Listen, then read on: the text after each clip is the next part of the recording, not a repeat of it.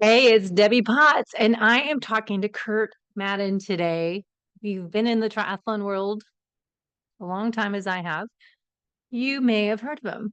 And we're going to talk about how to improve our performance as we age, how to track, how to adjust, course correct, so we avoid breakdown and burnout of your body systems as I did 10 years ago, which is why I do what I do today to help you avoid going through what I went through 10 years ago with adrenal exhaustion, metabolic chaos, what we say as FDN practitioner.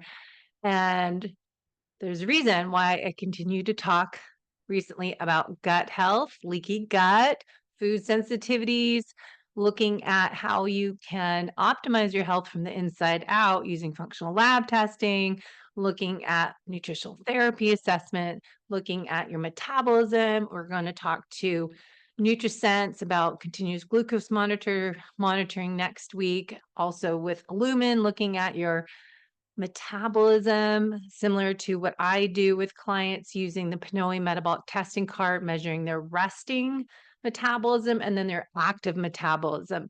And with Lumen, you can do the breath test to figure out your RER, respiratory exchange ratio score throughout the day, and then retest ideally with me in your Pinoy active resting and active metabolic test 2 to 3 months, but you can do Lumen day to day to figure out your metabolic flexibility. So I'm trying to talk all things health here for the aging endurance athlete.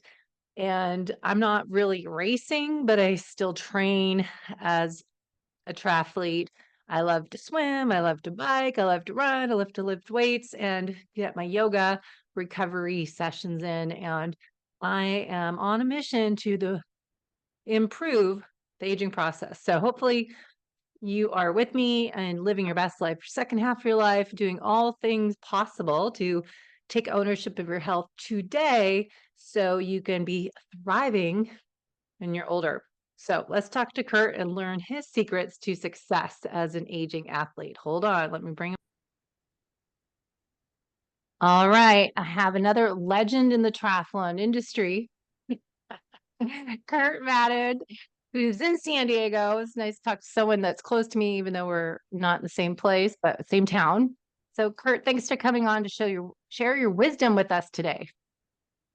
Thank you so much, Debbie. I'm really honored to be with you, and we are in the same county. So let's remember Yes. that we are semi-close. But yeah, anytime I can just sit down and talk with anybody about health or fitness or lifestyle or aging, I'm all in because I'm learning as I go. But I think I might Hmm. be able to share some of those things where I failed. I mean, let's be brutally honest. That's what it's all about. You're transparent and you talk about that, but the more we can educate and share, I think that's going to be of great value to our listeners today. That's funny. You say fail. I think identifying those areas of opportunity and from our experiences, but that's kind of brings me, you asked earlier about what the show's about and how I've evolved over 12 years. And I got my air quotes adrenal exhaustion, burnout, breakdown in my body system in 2013, kept trying to race. And now I just feel like my journey is to help other people. So my purpose is to help other athletes form their best in life and in sports by identifying those areas and not go through what I went through. So be more preventative and be a health optimizer and how to fuel, train, and perform our best in our sports, but do it in a healthy way that you're not causing so much damage that we can easily do to our body in endurance sports. So I'd love to pick your brain today and talk about your journey, your experience. But first of all, I'll let you kind of take over. Who are you? Start with that. Big question. Who are you? Yeah, it depends who Yeah. you talk to. Well, again, I'm Kurt Madden, and I think as I look back and look at my story, it's pretty incredible. And I'm going to I'll give the Reader's Digest version because Mhm. as we're going to get into fitness and metabolism and all those things, I need to tell my brief story as a child. So you can imagine Mm. it was several years ago, and I was in one of those homes that you would definitely call dysfunctional. So between my mom and my dad, there were 9 marriages. Oh. Back in the day, the feeling was you need to have a fat baby to be a healthy baby. Mm. So my nickname early on as a baby was Butterball. because I was a chunky little round guy. And the pictures don't lie because I can remember just, wow, oh my gosh, I was a big baby. And then at the age of 5, my parents divorced, one of several. They didn't remarry after that, but they all went their different directions. So I had a physical, got into a cardiologist, and the first cardiologist said, hey, this kid, I can't remember exactly what the issue was, but I had a heart problem. And at the age of 5, that's kind of defeating. It's like you want to go out and play and all that stuff. Doctor says, Scott, he's got maybe 6 months. Mm. And all you should have him do is just rest, and he should not play. I am so fortunate to this day to have my dad say he had enough common sense that we should probably get a second opinion because that was torture for any 5-year-old, especially a boy. Boys do not sit still. They naturally have ADD or ADHD. And literally within 6 months, he was able to see another doctor that had a counter viewpoint and getting that second opinion to say, hey, yes, there is some abnormality, but that cardiac muscle, the best thing we can do is get him out and play. Let's make him stronger. So I take that as the origin to say, wow, every day after that, if I wake up, that's a win. And then I Good fast forward day. to where I am today. It's like, hey, incredible. But really, it was just, growing up in that home where I had all those issues going on. There wasn't a lot of education about nutrition. I mean, my dad, my mom got the house, the 2 sisters and everything in the house. And my dad and I literally went down the road with our backpacks on and our suitcases. And he was a construction worker. And you can imagine dropped me off at childcare going to school. It was a peanut butter and jelly at night. I'll try to be nice, but it was maybe like a hamburger helper, and that was it. And Mm. that went on until he remarried, until, I was like age 10 then, but then we were inner city and it was just all play, play, play. And when you're inner city and you don't have a lot of money, life is pretty simple. So I didn't have a lot of nutrition education back at that point in my life, but I knew one thing for sure. I had endurance. That it was a strange combination that being inner city, you definitely want to play football because that's what everyone does. I wasn't the best, but I wasn't the worst. And so in high school, a strange combination. I had shoulder pads on in the fall, but in the spring I wore a very small thing called a Speedo. And I could just swim back and forth. They're going, man, you've got good endurance. So little did I realize to kind of get into where I am today. Right here in San Diego, they had a swim run swim competition. It was called Tug's Tavern right there in Pacific Beach. Tom Warren, remember that name? We're going to come back to Mm-hmm. him. And it was incredible that I was living at the beach. I just randomly showed up for it. I signed up, didn't even train. I was 30th out of 400. I'm like, even at the age of 21, like what a concept. If I actually trained, I could do probably even better. So the next year it wasn't the training I'm doing now, but I definitely did some prep work and I was like third. And it was a light went off in my head like these guys are, I'll just say it, they're kind of badass lifeguards.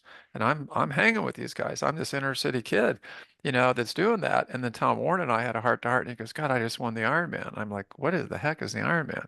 And he showed me something called in a newspaper, and he's on the cover of Sports Illustrated. I'm going, oh my gosh. He says, God, you can swim, you can run, just get a bike.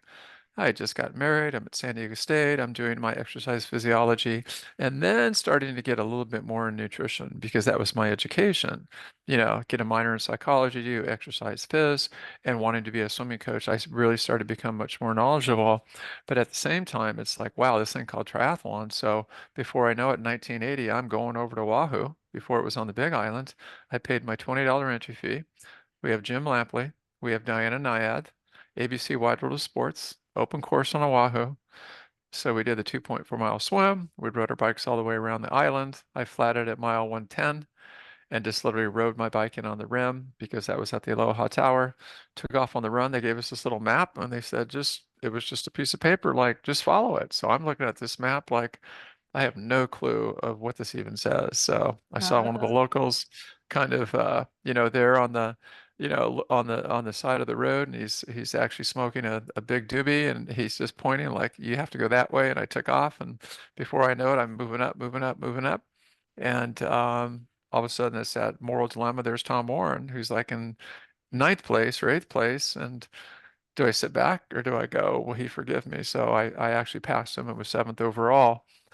So that's where it kind of all started. But the mm, nutrition, just on that point right there, I know we're going to get into a little bit more, is I was becoming more knowledgeable, but this whole thing about 10 or 11 hours, we were in the dark ages. Like we did not, and the garden variety of what people used, I think I used something like an oatmeal mix or like a mapo or something, on the bike with raisins. And then we did a little Gatorade on the run, a little bit of Coke, and that was it. But we had people doing very bizarre things back then because we just didn't know. So as we fast forward it now, we have really come a long way.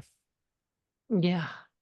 I bet is that around Sally Edwards' era and Mark Allen came along the scene and that was all kind of the beginning That was actually days that was pre pre. Sally Edwards. It was pre Sally Edwards. It was pre Mark Allen because that was in 1980. Back then, ladies and gentlemen, we didn't have something called the internet. We had Before then. television and newspapers.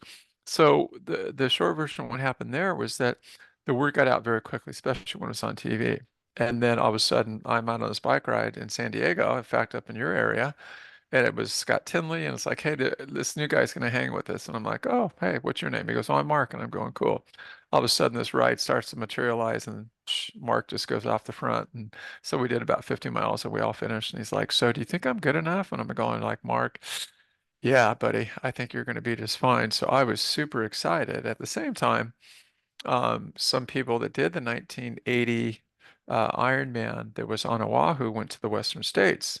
And then that's when the Sally Edwards, she came in about 1982-ish. And then I was a pro triathlete with Mark Allen, and Sally came along, and Mark came along, and Team Nike came along, and then the sport really started to grow. I did the Ultraman, and the Ultraman is a 3-day stage race that was in 1983. It goes around the entire Big Island of Hawaii. So that the first day is it's a 10K swim, and then we do a 90-mile bike ride. That goes to the other side of the island. And then day two, we bike 175 miles. It's about 9,000 vertical feet. And then on day three, we have a very special treat. We get to run all the way from Hawaii along the Queen K all the way back to Kona. And I was beyond fortunate that I was first in 1983, first in 1985. I went back in 2013. I was seventh. Went back in 2019 as the oldest person. I was inducted into the Ultraman Hall of Fame, but really I was eighth overall. And anytime I'm in Kona for the World Championship on the bike and complaining about the wind and the heat, I stop very quickly and go, no, wait a minute. You've run this like 4 times. Don't complain if you're only going 15 miles an hour. You don't run at 15 miles an hour. So, to answer your question about Sally and Mark, and now Mark and I Yeah, are working together as coaches. So that's pretty cool. that's amazing. That's probably how you know my friend Ingrid as well. Hill House of Ultraman. She's in that. But I always hear about the Ultraman stuff and it just kind of like, oh, that's people that really want to do some long endurance training and just get into it. And that's where I think you call that zone or with the sweet spot or whatever mindset you Hmm. need to be to go that distance. It's like the ultra swimmers, same thing. Like, how do you do that mentally? Yeah. Yeah, I think people are just wired that way. It's just, it's that passion. My son, who's older now, he's had to have a few heart to heart with me to say, hey, Dad, I got to be honest with you, you've got demons. And I said, oh, thank you for clarifying. I didn't know that, but I do like a challenge because I find with anything we do where you are tested, it's gonna, especially in a physical area, because I think I was just very fortunate, maybe gifted, or that's where I was supposed to be in my life, is that it goes back to your professional life, that you learn about grit, you learn about pivoting, you learn about Mhm. tenacity, you learn about things that are going to make you a better person. And I think it really is something, and again, that's why I really enjoy racing in Hawaii. It's that Ohana. Mhm. The island is bigger and badder than any of us. And I've gotten Yeah. my rear end handed to me many times. And then at other times, it's been very gracious to me. So I don't fight it. I've learned as a coach and as an athlete, when you don't fight that, you're going to race a lot better. And just like life, sometimes you can't fight life. We always want to. Why me? Mhm. It's not good timing. Why is this going on? But you've got to be able to work through those things. Hmm. So are you racing now? Still racing? Actually, I still am. I'm not in the senior home yet because and, Yeah. in 2019, when I was at the Ultraman, what's neat about that, it's kind of that Ohana feeling. There's 40 people, so each person gets about 3 minutes. I told them when it was my turn, I said, I need to go quick because they're actually here from the retirement home to pick me up. And some people actually believe me when I said that I was really serious. They're like, "Oh my gosh, you're going to go to a senior home?" And I'm going, "No, I'm not quite there." But yeah, so I'm very active. I mean, if I break my career up, I was a pro triathlete, and that was awesome for about 80 to 85. And then it was the conversation at home. You're going to be a dad now, and you're going to get a full-time job, and you're going to settle Mhm. down. And so we had the children. We started camping and doing all these great things because we were educators. And before I knew it, I ended up in Leadville, Colorado. And as I went through this small little town, and all of a sudden we stopped, and they had something called the Leadville 100. Yeah. It wasn't even on my radar screen. But when I saw that and I saw who actually won it, a guy that lived in San Diego that I'd raced with many, many years, Mm. and we were in college together. I went back that night and said, this might be something a little bit different, not a triathlon. So that next morning, I ran like 15 miles around Turquoise Lake, which is at 10,000 feet in elevation, and that opened up a whole new era of like, okay, you're not going to do triathlons, but you're going to do some trail running. So to fast forward that, my first event, I jumped into the Hard Rock 100. That is in Silverton, Colorado. That starts at 10,000 feet in elevation. There is 33,000 vertical feet of climbing. Ouch. Starting at 10,000, you must descend 33,000 vertical feet. And it was a miracle that I finished sixth in my first 100. But right from there, 6 weeks later, I went over to Leadville and I raced the Tarahumara Indians. And that book, Born to Run, I remember that, that yeah, book that book was actually written after that race in 1984, 1994. And that long again, ago. Wow. yeah, that was a long time ago. Yeah, nutrition played into that, but it was really scary, kind of neat, kind of fun that even at mile 85, I was shocked that I was in fourth place. And I went to that last aid station, and my crew let me know that the two Tarahumara Indians that just went by me, that they had 2 beers and they ate 2 burritos, and I was next to do the same thing. And I said, no, that's not happening with me. Talk about nutrition. They are very special people that they eat that way all the time. Hmm. I knew what I could handle at 11,000 feet in elevation. It wasn't beer and burritos, but I Yeah. was I was sixth overall, and then did trail running for a while, did 24-hour runs, did a 48-hour run, and then fast tracking in about 2014 decided I wanted to get back into doing triathlons. And so I've been kind of a top age grouper ever since then, and still want to continue just as long as I possibly can. Hmm. That's a crazy. That's impressive. I want to go into fueling and training and have Hmm. secrets to success as we age, but another show, another time, I'd love to dive into this. I'm curious about this of the why, the drive, and you're talking about grit. And when I correlate that to people that have childhood trauma and childhood experiences, what drives people to race or, we're talking about this as sugar addiction or alcohol, drugs, or exercise becomes something that people are driven to and how that helps deal with issues or whatnot. But that's a whole other show that because I am, looking into when I coach people, when you look into that, the background of what drives people, why do you keep doing these races? What makes you want to continue and do this race and that race? And that's so fascinating to me of people as what's going on in your head. Yeah, Yeah. so I think that question is something that we always ask others, and I can even Uh-huh. ask myself. And I think that, when I look at my why, I think it's maybe a combination of factors. First of all, I'm beyond grateful to live past the age of 5. So let's start there. That Mhm. literally at 5, I'm like, oh my gosh, I'm doing the countdown already to say I'm grateful. I am very, very fortunate, and I think the more I engage in an active lifestyle, and I kind of benchmark with people that are living older and they're doing great things, and they have a very fulfilling life, I need to embrace that. That it's easy to say I'm just going to quote retire because I'm beyond 65. If I Google that on my computer, that word would not come up because I know that when you're engaged, when you have hope, self-worth, Mhm. those are things that really are key with children. They're really key with adults too, because when you start to lose that, you can decline very quickly. I know there was a documentary just on, Live to be 100 on Blue Zones, Mhm. and it was incredible that my wife and I watched that, and it was observation, documentary, but as we kind of lined up the different areas and the way they lived and the way we live, not that we are, quote, perfect, but I think it's something that I've learned. It's like we are pretty close, that you've got to stay active. You've got to stay active physically and mentally. You've got to have your core group around you. And that's the beauty of, our sport. It's just huge. And then also just listening to your body. I think as we get older, we actually get a little bit smarter. I think that word is called wisdom. And in doing that, you know that you don't have to be number one on Strava. You don't have to be number two. You don't have to be on the podium. But the main thing is that you want to be the best you can possibly be on that day and the best you can possibly be for the next week and the next week and the next week. And when you're doing that, it's amazing how you can start to inspire people. And even for me, Mhm. I am now coaching two men that are getting ready for Kona. They are both in the same age group. They are going to do the 80 to 84 age group.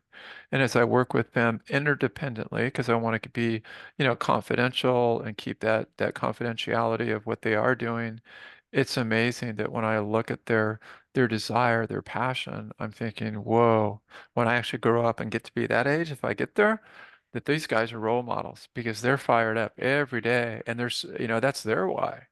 And it's kind of like flipping the question around and say, why not?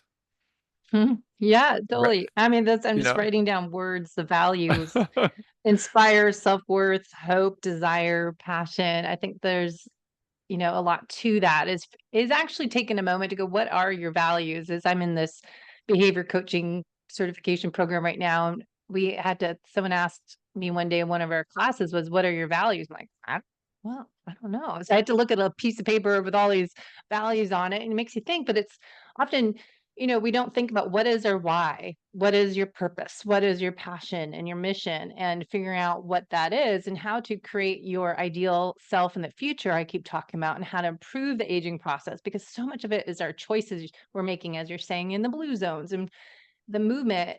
And I think it's so powerful to share stories and, as you said, inspire other people and learn from your own journey and how to stop, pause, course correct, and figure out a different thing and avoid the insanity of doing the same thing over and over again, expecting different results. So, what are secrets to training as we age, starting with training, and we can go into fueling. So, training, we talk about intensity, duration, frequency, all of that, and anything you have that would help inspire someone else modify their training as they age if they want to yeah, race.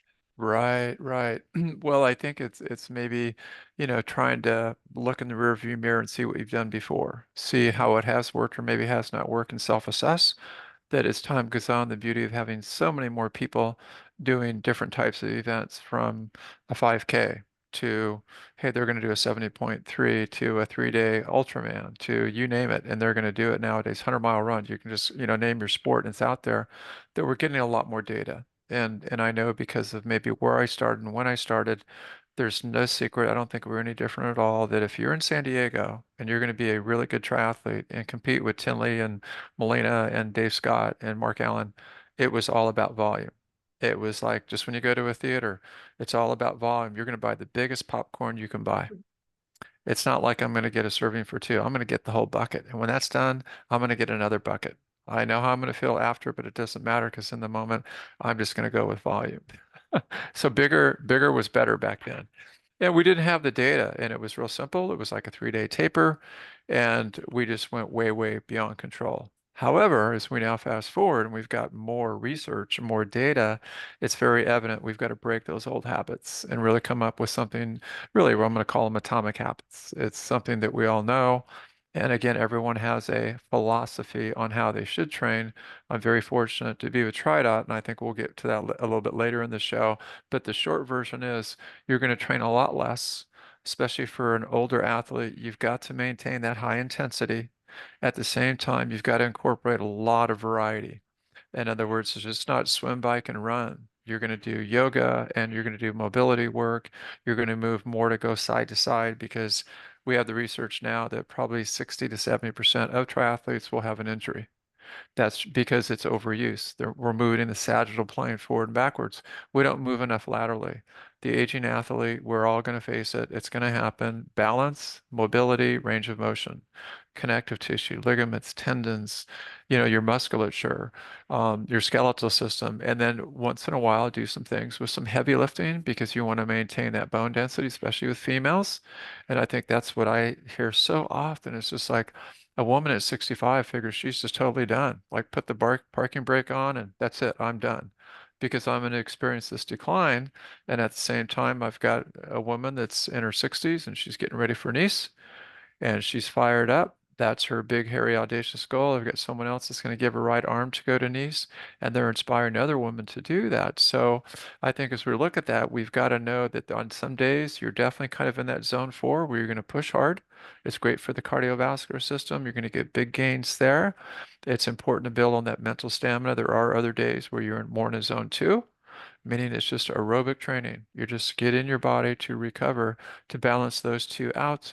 And then I think also we're learning that when you start to look at it, maybe a season planner, you don't need to race every single weekend. Some people are just they just love to do something every weekend like that. But I think if you're going to do it right, you would, space this out and then actually prioritize.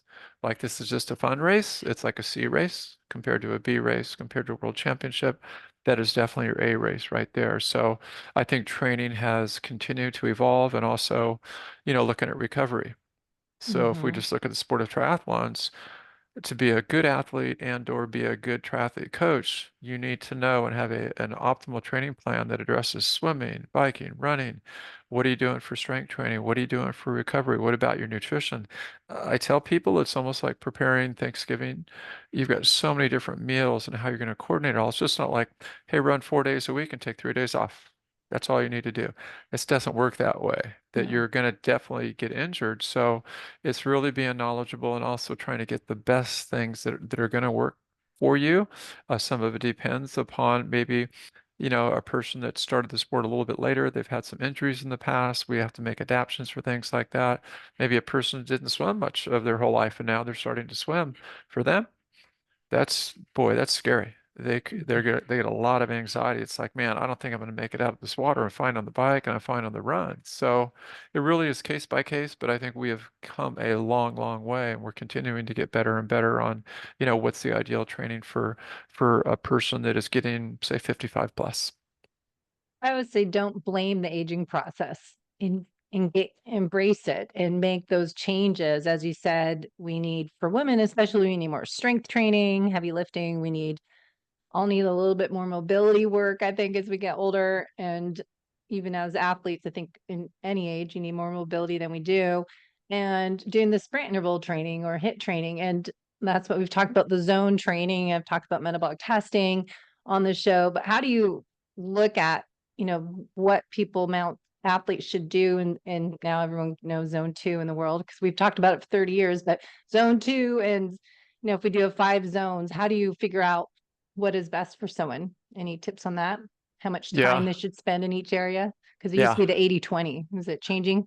Oh yeah, definitely. And I don't know if we want to talk about it now, but that's the beauty of working with AI and algorithms is that Mhm. if I use TriDot as the example, that it takes all the guesswork out of it. It's the IQ. It's the mobile app that's going to tell me I'm going to go from Encinitas to Mission Bay or Encinitas to somewhere else in San Diego. I'm going to use an app. Why?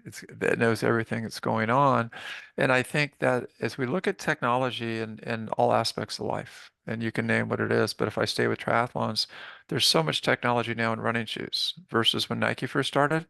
It's Mhm. like, wait a minute, there's this thing called a waffle. And we'll get this light little shoe, we'll put a little waffle in the bottom, and that's our waffle trainer. Nowadays, things have changed. On the bikes, there's so much technology. In the swim, there's so much technology. In recovery, there's so much technology now.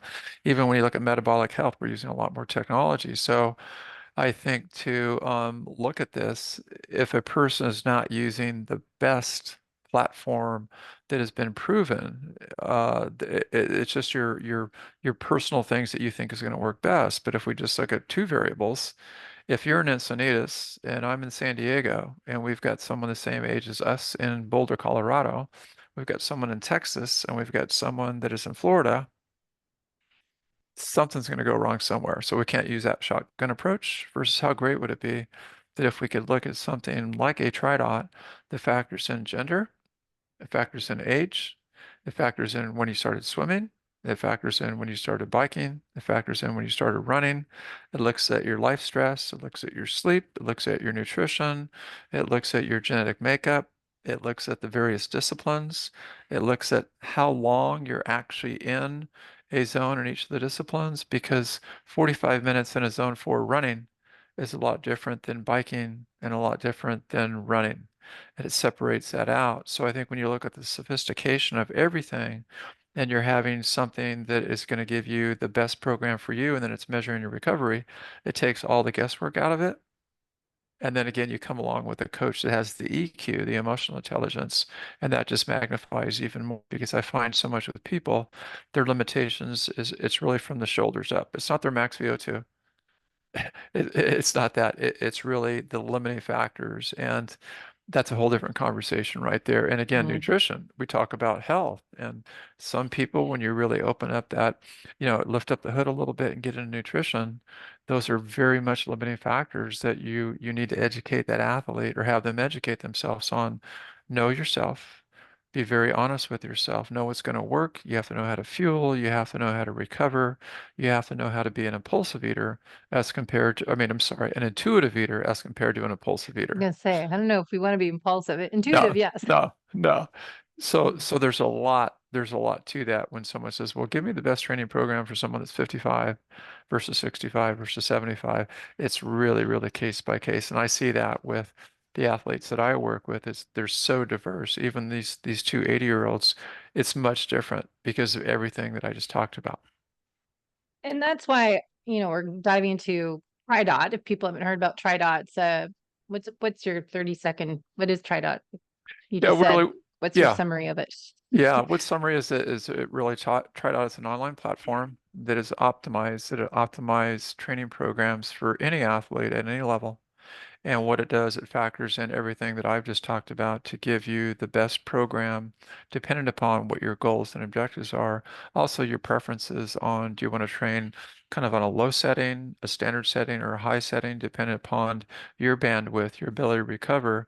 But it very much customizes it that even in a weekly training session, for example, if we did an intense bike session on Tuesday, and if you did it, Debbie, and I did it, and you completed it and I didn't, my Saturday workout is already adjusted because it is picking up 1,100 different checkpoints every hour to Mm, say that it's putting too much stress on the athlete versus you completed it and you crushed it. It's going to stay right there. And I think taking all the guesswork out of it mhm, in this day and age, again, I ask the question, why wouldn't you use something like this? Because mhm, we have over 20 years of data in our system. We look at just our swim workouts alone, we have 20 million different workouts.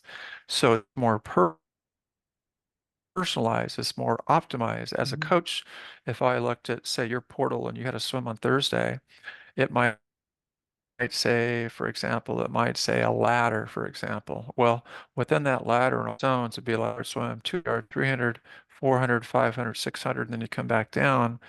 But with my ability as a coach, I have 10 different levels within that to determine, is it a zone 2? Do we want to add zone 3? Do we want to add zone 4? Just like on the bike, if you tell me I haven't slept in 3 nights, whoa, that's a wake up call. I'm going to definitely get into that system and make those adjustments. So I'm kind of like that mm, sushi chef. You mhm. show up, you're in front of me, and I ask you, Debbie, what can I make you tonight? And Yeah. you're going to say, what's the freshest thing you have? I said, I've got this. Don't even worry about that. So I've got kind of my framework, and then I start serving you sushi that's going to appeal to you. And I think in that day and age, it's a win-win. And this is why. You're going to be, again, when we look at injury prevention, you can definitely check that box. You're going to get stronger as you go. And I think, again, overtraining is key, that we're finding people at any level, they can actually complete a full Ironman and do the best they can possibly do in about 14 hours of training compared to back in the day or even now. There's people that are training because they're kind of maybe not confident. They're training anywhere from 20 to 30 hours a week, when I know for sure they're just kind of taking those about 10 or 15 extra hours per week, times a month, times a year, and they're going to get into overuse. They're going to be injured. Their power drops because they've got so much volume. And again, they need their body to kind of reset. Hmm. Yeah, that's exactly why I've loved TriDot since they started, because what I love to do as a coach is precision medicine, personalized training, and look at all the biometrics, look at their heart rate variability, which I've done for 12 years now, and really figuring out how to best train. And are we recovering as, I had my breakdown, my body systems, never could figure out why at the time. Why did I get adrenal exhaustion and other people didn't? But I was running my own business. I had a fitness studio, I had constant stress. I was going to work at 4 in the morning and I was getting home at 8 o'clock at night. And doing it again the next day. And I was teaching classes and training 20 hours a week. So it's really learning how to follow my passion now is my purpose is helping other people, as I said, avoid that by personalization, look, meeting the client where they're at. But how nowadays we can collect all that data and look at genetics, look at the lab test is why I became a functional diagnostic nutrition practitioner. So we can order GI map or any gut test and look at food sensitivities, leaky gut, and look at what else is going on, those hidden sources of internal stress. How should you best fuel for your performance and help recovery? So I think TriDot is so advanced in that AI part because it's, I can only take 10 clients a month to do all that. So it makes it so much easier for a coach side, but also an athlete to really know that there's a person and computer because as you said, it's the EQ part of it and the AI combined because you can't just rely on AI. You need to have personal interaction and coaching the person and meeting with them and talking and working through things together than just looking at data on a screen. So the combination is a win-win, I think.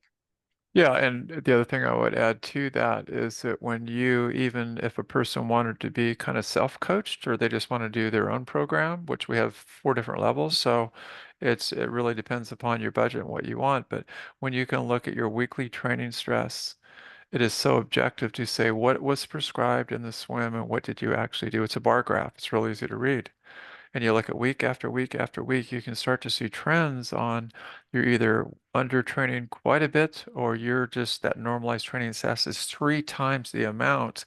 I kind of use the analogy. It's like getting into your car and the yellow lights that are starting to flash are now red. And when you get those red lights flashing, it's like, hold on, something I know. this is a perfect storm, but I think many of us and I've been there before, we're kind of in denial. Hey, I'll get through it. There's something wrong. I'll be okay. But when you start to look at that in all 3 disciplines and you look at a composite, you can prevent those problems versus I go back to what we did 20 or 30 years ago. It was kind of a gut feeling. We didn't have all the technology we had. And I think those, in a way, we paid a bigger price. And so I'm glad that we're continuing to refine that and just know what you need to do and make sure that you can make those adjustments along the way. I think the other thing too with TriDot is that we've got again podcasts just like you. We've got a community of 17,000 people. We do have a Facebook page, which is just kind of a cool place to hang out, and there's a lot of conversations there. But I know even as coaches, as we partner with Ironman, that not only are we the official training platform, but we're now Big. running Ironman University. It was beyond my wildest dreams that as I came up through the ranks to be Ironman certified in 2016, to being a principal, a superintendent of school, a CEO that ran charter schools throughout the state of California, that we're now operating the Yeah. Ironman University because I look at it, if I can make and help our coaches be the best they can be, that they're really using the best platform possible that has accurate information, it's better than say, well, do something you've always done for 20 years, because in this day and age, it'd be like getting on an airplane and the pilot announcing, hey, first of all, welcome. And, we're going to aim for Washington, D.C., but I need to tell you something. We're not going to use much technology at all. But I've got this philosophy that if I fly with my head out the window, I'll be able to see the Grand Canyon. And then I think I'll see Chicago. And then they'll see something called the White House. I think most people would probably jump off that airplane and go, hey, wait a minute. So I'm kind of using maybe an extreme, but that's just something where a coach needs to do that and feel comfort that if I could, for example, Debbie coach you, I could give you to someone else that is using that similar platform, just like on an airplane. I want to make sure that they're using everything because the mission is to get to the next place very safely. And then also what's cool about it is too is that even with Tried Out we've got gamification. So it's neat that if you follow the workout and follow the plan and you nail a workout and do it perfectly, you have someone named Mike Riley, who was the voice of Iron Man. He says, "Hey, congratulations, you just earned a unicorn," and that's pretty cool. So it really I never thought it would happen, but even in my little, Team Madden group, that if anyone gets a unicorn or anything, they're sending a screenshot to me like, "Coach, this is cool," and then I just kind of push that around. So it really reinforces to follow that, not by doing 10 times more, but really following the plan, even the recovery sessions. And that's important. Like, and again, guys, we're a little bit guilty of this. We don't know what the word recovery means.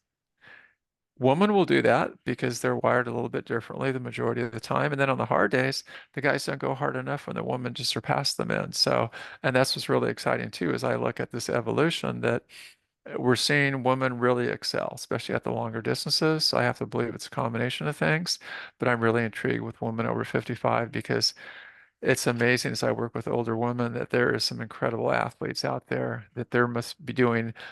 I mean, if I could interview them, I'm sure their nutrition is dialed in, their lifestyle is dialed in, their training's dialed in, but that shows that, hey, just don't sit home and feel at 8 o'clock in the morning that you've done the jigsaw puzzle. All the laundry is done, the beds are clean, the front yard looks great. You should probably go out and do something. Yeah. Well, that's what I call the holistic method. How I've coached people for 10 years is that, you work on nutrition, exercise, but the sleep and the stress management and the movement throughout the day, it's just as important as that workout you did that morning, that you keep moving. And gut health, we talked a little bit about, and hydration and happiness, gratitude, giving time to play. Cause I think we get so driven. Type A, people get so serious that they don't relax, laugh, and have a good time. Not alcohol is not related to it, but just smiling and being with people that make you happy, I think is an important part that we forget about in our training program. That part. But uh, transitioning into fueling and leaving a little bit of time of recovery. You mentioned Mhm. that a little bit, but how to measure that. So in fueling, what are some few things you find we need to adjust as we age for improving endurance? But as we age, we know we lose a little bit of speed, the power, the strength. What do you work with nutrition in that area for athletes, aging athletes? Yeah, I'm not a certified dietitian or nutritionist, but I think I've got a pretty rock solid background. And I think, again, it started probably in college. I was just fascinated with nutrition, and through the years, I've learned a lot, and I have a real strong network. So I'm definitely an advocate of having good nutrition. And I think for me, the reason I can still perform really well is that because of my nutrition and my recovery. And I think every person has a certain style of eating or a preference in their diet. And I know that the food is almost like the four-letter word. And you've got to be really, really careful because people feel really, really strong. It can get very controversial very quickly. However, on a really high level, I would say the ideal diet is something in the range of you've got to look at your protein to start with. Mhm. And depending upon your style and your beliefs and your faith, and again, I don't really want to get into it on this, podcast, but I think you've got to find a way to say, okay, I've got optimal protein. If Mhm. you're going to do, lean protein, that's great. If you're going to combine foods, that's fine too. But really be honest with yourself to say, what is the purpose of protein? And if you really go down to that cellular level and you think of a cell membrane, that 50% of that is really protein. And generally speaking, again, generally speaking, and some people could be opposed to it, but based on the research I've done, if I gave anyone as a starting point, and it's going to vary from person to person, but you figure about zero point 0.8 grams to 1.0 grams per pound of body weight, it's a little bit more. And then when you look at the spacing of it, some people, as I get into their nutrition plan and I just have them give me 7 days of what they do, be very honest, everything you eat and drink and consume, they kind of go into protein fasting. In other words, they kind of get through the morning with very little. They start to make up for a little bit, and then at dinner they just pile it on. And I think you've got to ask yourself, so what's going on during the day? What if Mhm. I could sneak in a little bit of protein out of the gate, do something mid-morning, do a little something in and it's kind of that drip system and do it in such a way you have to adjust of how much protein you can absorb at one time, especially if you're doing 2 workouts a day. I know if I'm going to run later in the day that for me, protein and running, they're not a good combination for most people. However, if I can get in maybe 1 or 2 workouts, I know at 10 o'clock, I'm definitely going to go with a smoothie. the reason why it makes it real easy, I can combine fruits or vegetables. I can pick my choice as far as almond milk or whatever and get my protein in there. And I know I'm going to be sitting on at least 60 grams of protein to start the day. And I think too is some of the research I've read, and again, there's other research that's complete opposite, but generally speaking, Yeah. this is what I find is that when you look at people that are consuming more protein before 12 noon, they're going to have fewer carbohydrates later. And probably the thing that I've seen just in my limited research, and again, I don't have a PhD, but I think I'm fairly knowledgeable because I work with so many people. The people that struggle, they don't go, they have to go back to that 1-to-1 ratio, meaning a gram of protein for a gram of carbos. And Mhm. when you start to really look at it, those carbos just start inching up and inching up and inching. So it's a 2-to-1, it's a 3-to-1, it's a 4-to-1 versus whoa, we're missing that. So start with your protein. And again, think of your palm, build your meal around your protein right there. And then it's the fruits and the vegetables. And I think, again, fruits are really good. At the same time, we've got to look at fructose, that we're starting Mhm. to get a lot of sugar into the system and then balance it out with more vegetables. So I think the ideal is that if you're having lean protein every day in some way, shape, or form, and you're getting kind of that rainbow look on either steaming or cooking or or just eating raw, if you have 20 different fruits and vegetables, generally speaking, you're going to be in pretty good shape. The real challenge with I think our sport is that you've got to look at kind of the off season of how much sugar an athlete is taking in daily. And then unfortunately, when you start to look at some of the trends, there's a common phrase, well, you just got to train your gut.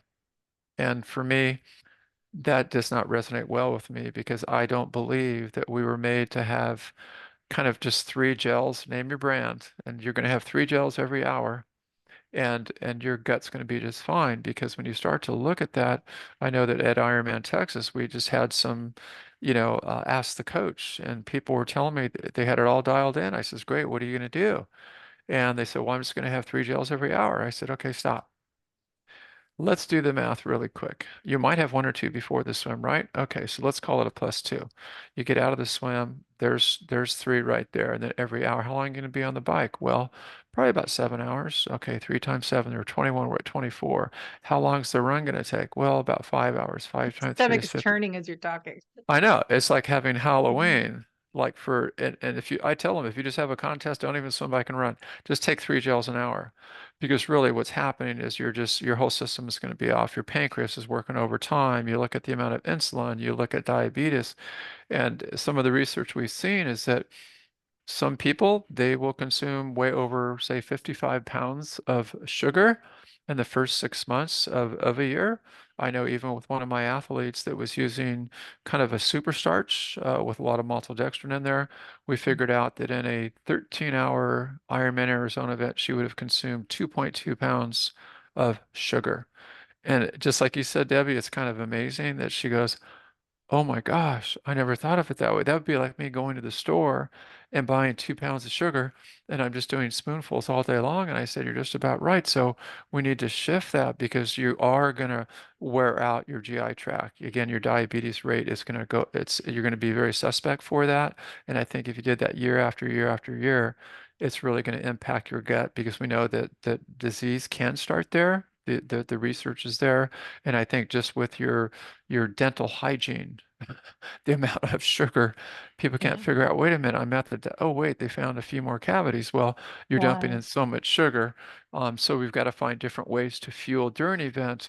And I think also the other thing that we need to remember is that, strategically eating different every day is important because if any Mhm. athlete is on kind of an hour or so during the week, you don't need a lot of extra carbohydrates and or sugar. Now, if you're going to do a Saturday bike ride, that's 3 to 4 hours, but I know there's super starches that are out there right now that don't have any sugar at all. They're, on the pH scale, they're right at a 7.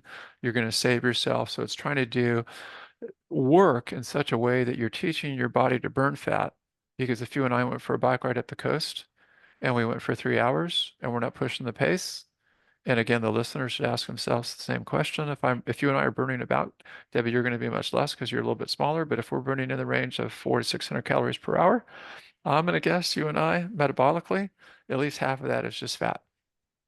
And I think, don't we have like 120,000 calories of fat on our body? that if we look at a zone two, we need a few carbos, but we can pretty much go for long periods of time. Yeah. I think, that's what we started this podcast 12 years ago about. It was fit, fat, fast. When I first was asked to be part of the podcast with this host, John Smith, and that's what it was talking about, that we're doing endurance sport. We should be burning fat, so we don't need to add as much, but it's kind of evolved as we get older. It's, timing, that nutrient timing, strategic carb timing, as we talk about, and how to place those good quality real food sources, ideally in and around those workouts that are more higher intensities, that we are depleting muscle glycogen. And then we're doing the zone two training that we don't need as much. And so you have to fuel differently. But what do you see with athletes? How are they really doing zone two burning fat? Because I find when people are training with other people, I don't know how you can tell this on TriDot, that they're actually more zone three, bottom of zone four when they're training in their zone two, that they're not as much fat burning as they think they should be. Yeah, on that note, we haven't bridged kind of a metabolic testing with TriDot. I think that's definitely could be on the horizon because that would be really, really key that we can do that and that way we know for sure. And it's going to vary for, from person to person. Some people are really fat adapted. I know I had an athlete that did Conalast, or a female. She's 50, she's about 130 pounds. She did the whole event off of about 700 calories, and she had her all-time best. Mhm. And that was just incredible. Some people are not, but I think again, if you're not fat adapted, I'm going to guess on this is that from the education side, your body, you have trained it to need carbos all the time. And I think the thing that I have seen through the years, and I can raise my hand because I've been guilty of it too, is that when you look at your kind of quote comfort food, name it whatever you want, especially if it's processed versus not, if you don't bring it home, chances are you're not going to go out at 12 o'clock at night going, oh my gosh, I'm going to break through Vaughn's or Ralph's or my local grocery store because I got to have that red licorice or I've got to have that chocolate. Now I can probably sneak over to 7-Eleven and get a chocolate bar, but if you don't bring it home, you're probably going to be okay. And that's what I'd like to do with each of my athletes to say, can I just walk through your kitchen, all your secret hiding places? Where is your stash? I mean, where are you hiding that? If it's not there, you'll learn to adapt. I think it's just more humans, we create these habits. We have to ask, why are we doing this all the time?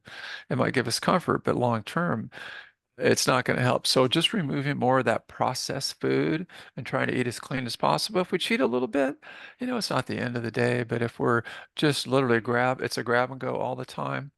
And especially I know that I've got athletes that have children. Hey, start them off at a young age saying, hey, this is kind of cool stuff.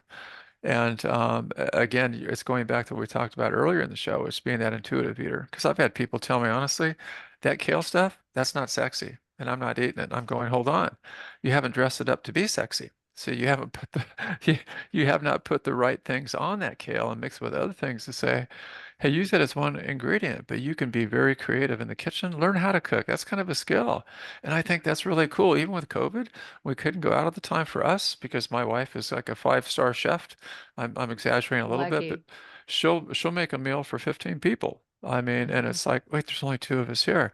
But she spends that time in the kitchen to make sure you're eating very clean. Your recovery is going to be a lot better. You're going to feel better, and you don't get these highs and lows all day long. And I think in doing that, it's just embrace that and take a cooking class or two, or just experiment. And I think in doing that, people are going to find out that as we age, we need to let some of those, because when we're younger, let's be honest, we could get away with a lot of things when you're younger, but as you get older, it's like, not, yeah, you got to be really careful and take care of you.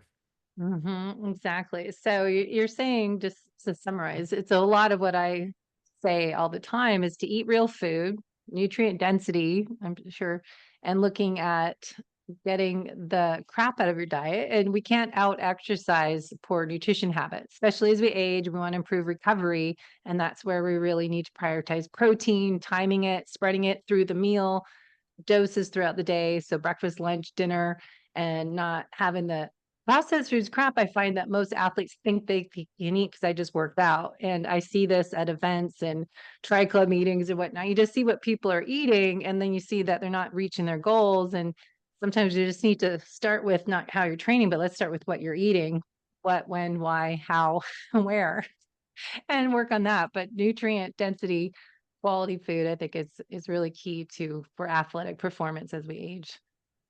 Absolutely. Yeah. And I think But if that's the first step that people can take wherever you are, either continue and spread the word to other people and advocate for that. And I think if you're not quite there, it saddens me when people say, I don't know how to cook. I'm like, wait a minute. You're a successful professional business. You mm, don't know how to cook. Well, 20 years ago was the best time to plant the tree, but between us right now, plant the tree today because we will get mhm. you in that kitchen. And when you just get your reps, and it's just like anything, you feel a little clumsy at first, you're not doing it right. But the more, I mean, my wife, she makes granola. I mean, she makes all that stuff. It's like, why would we buy it? I'm like, you're right. Why would we buy it? Because I don't argue with my coach. I said, yeah, we'll do that. We'll make granola. But those are fun things. And then all of a sudden you become much more efficient and sufficient. So I think that's a great thing to do in your lifestyle if you have the time. Well, you're lucky as myself. My husband does all the cooking. He used to own his own restaurant. So I kind of, you talk about who doesn't cook, and it's more because I forgot how to cook when I got married. It's just like, oh, I just have him. He's like, we'll make our meals and I'll go downstairs when meal's ready and eat my food. I do the dishes. So sometimes we have those reasons why we don't cook. Yeah. So we're already out of time. I knew that would happen. There's so much to dive into. So we didn't really get into the recovery, and we wanted to bring up gut health and TriDot swim school. I want to talk about so much. So anything else I'll put in the show notes, but anything you want to summarize, finish with? Yeah, I think in summary, first of all, Debbie, I want to thank you. I have a great deal of respect for you for what you've done, your following, your certifications, your passion. I think also if you haven't visited TriDot, it's real simple, TRIDOT.com. Mm-hmm. If you definitely want to look at an optimization program for yourself, if you're looking at a coach, you can always reach out to me at Kurt, Kurt.Madden, Madden, at TriDot.com. And we do have something called Pool School. We've had it for 2 years now. We've had over 800 people go through it. We just had one in San Diego this past weekend. We have about a 13% improvement. So if you have this thing about swimming, that would be great. I think at that same time, I don't think we ever are going to arrive. I tell people I'm still a work in progress. I say that with humility. I know that for sure. We do have wisdom, but we're older. And let's take it from this point on. Let's move forward. Share your stories. Share your success stories. Talk about your missed opportunities. And I think the more we do that, and we're very transparent, you might not be surprised. Like there's going to be other people that, like I do the exact same thing as you. Let's get together. What's one or two things we can do? And then you've got that buddy system. Take on that 30-day challenge. I throw that out all the time. 30-day challenge. Get active. Get your house in order as far as your nutrition goes. Think about your metabolism and how you can improve. And don't forget, we have someone right here on this host, Debbie Potts. She majors in this area. She can take care of your business and really take it up a notch. And feeling good, we take health for granted. And I think when you don't Mm-hmm. have health, it's that wake up call. It's like, oh my gosh, or even me getting older, I've lost a lot of people, and it just saddens me. It's like I'll never see that person again, Mm-hmm. and just to be grateful for every day. So I want to thank you. Mm-hmm. Listeners, stay with the show. She's a winner. And Ah, we'll just thank keep you. going. Yeah, so true right there. When you start to lose your family and your friends, it really changes your perspective and how to be fit and healthy from the inside out and improve the aging process. That is so much of what we choose to do each day and how we choose to live life. So thank you for your wisdom and sharing those secrets to success as we age and following your purpose and passion and keeping at it. It's amazing. Thank you So so we'll put much. all the links in the show notes, guys. So stay tuned and hopefully, yeah, I know I'm in Ironman Hawaii this year for the men's race. You're going to be there. Yes. And are you going to Nice as well? I am not, but I Uh, do have a webinar on Thursday on Nice, and then I've got a webinar in a couple hours for our team Kona. oh So wow. that's kind of cool. And I think, I had a little something there on Instagram that we're getting that Oh, out there. So yeah, and nice. my wife and I are heading over Friday for Hanu. That's the 70.3. So we'll spend a Yeah. week in Hawaii as a kind of a little foreshadowing for Kona. So if we can get there 2 to 3 times a year, we feel much better about, who we are. Yeah, me too. It's my place. All right. Cool. Well, take care. Thanks so much for everything. All right.